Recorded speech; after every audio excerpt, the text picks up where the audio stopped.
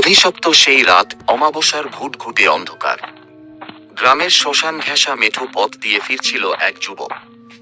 চারপাশ এতটাই নিঝুম যে নিজের প্রতিটি নিঃশ্বাসের শব্দ তার কানে বজ্রপাতের মতো বাজছে।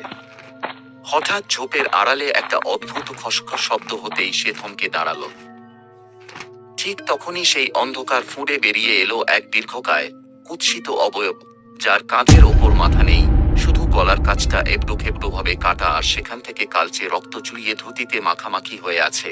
সেই মুন্ডহীন ধরটা যখন বাতাসের ঘ্রাণ নিয়ে দুই হাত বাড়িয়ে অন্ধের মতো নিজের হারানো মাথাটা খুঁজতে শুরু করলো, তখনই বোঝা গেল ওটা সাধারণ কোনো ছায়া নয়, ওটা অভিশপ্ত এক স্কন্দকাটা।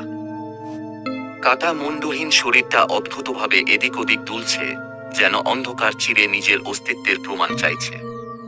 যুবকটি ভয়ে দৌড়াতে শুরু করলো, কিন্তু আতঙ্কে তার পায়ের নিচের মাটি যেন সরে যাচ্ছে। হঠাৎ এক জোড়া অমানুষিক লম্বা হাত অন্ধকার থেকে সাপের মতো বেরিয়ে এসে তার পা দুটো আষ্টে পৃষ্ঠে জাপটে ধরল। বাতাসে ভেসে এল এক বিকট গোমানির শব্দ, যা মানুষের গলার নয়, সেটা যেন এক অতৃপ্ত আত্মার হাহাকার। যুবকটি দেখতে পাচ্ছে সেই মুন্ডহীন শরীরটা অতি দ্রুত তার দিকে এগিয়ে আসছে, এবং তার নিজের হাতের ধারালো নখ দিয়ে বাতাসের মধ্যে কি যেন এক অদৃশ্য মাথা খোঁজার চেষ্টা করছে। সে চিৎকার করতে চাইছে, কিন্তু গলা দিয়ে কোনো স্বর বেরোচ্ছে না। পরদিন সকালে গ্রামের লোক তাকে যখন শ্মশানের ধারে খুঁজে পেল, তার সারা শরীরে ছিল অমানুষিক নখের আঁচড়, আর দু চোখে আটকে ছিল অন্তিম মুহূর্তের সেই অবর্ণনীয় আতঙ্ক। গল্পটি যদি ভালো লেগে থাকে তাহলে লাইক, সাবস্ক্রাইব এবং শেয়ার করে যাবেন।